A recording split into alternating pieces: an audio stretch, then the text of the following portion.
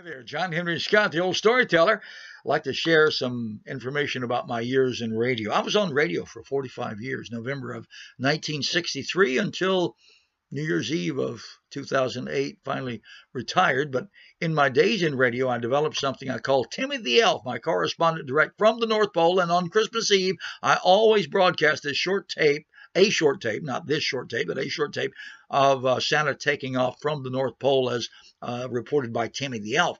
And of course, it took almost a week to do that. In those days, it was reel-to-reel tape recorders. And the way you slowed down your voice to be Santa was to wrap a tape around the capstan. That's the little metal part that pulls the tape through the recorder.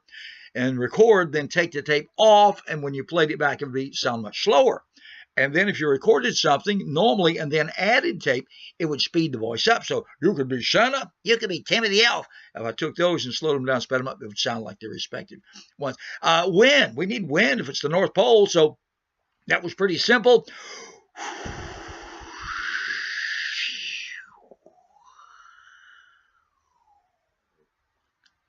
I would record that, slow it down, and put it under the entire tape as a background, and you could hear that.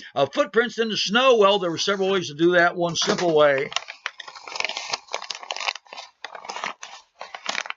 was to take a piece of paper and crumple it near the microphone, just in the background as Santa came out.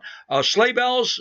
Still, most people have sleigh bells in their decoration somewhere, so we use those. Deer running. Well, when they take off, you hear the sleigh bells and the deer running. Then, of course, just the bells because they're in the air. So I accomplished that by just doing the old thing like that. So with that said and done, let me try to recreate, if I possibly can, my report from Timmy.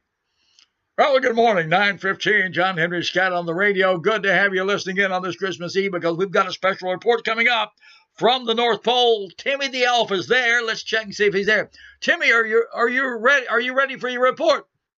Oh, hi, John. Yes, I am, John. I'm standing here on a beautiful Christmas Eve. It's not snowing. It was snowing all night last night. The Christmas tree forest behind Santa's house is all decorated. The elves did that last night after finishing up with the last-minute toy orders. The reindeer are actually hitched to the sleigh in front of his house. I'm standing in front of the house, the cottage, if you will, and looking down the reindeer run where Santa will take off in a very short while. Now, the reindeer are hitched, and so we're just now, the only thing left is to wait for Santa to come out. The door's opening, and here he comes.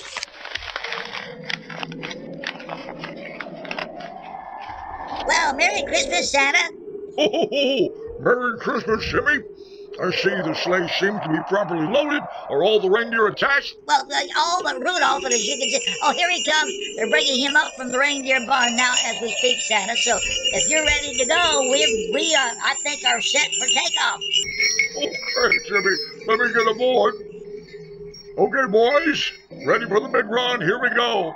And on Dasher, on Dancer, on Prancer, on Vixen, on Comic, on Cubic, on Donner and Blitzen, to the top of the porch, to the top of the wall. Now dash away, dash away, dash away, all. And then, that's it, John, as the sleigh bells fade into the distance, and we can barely hear them.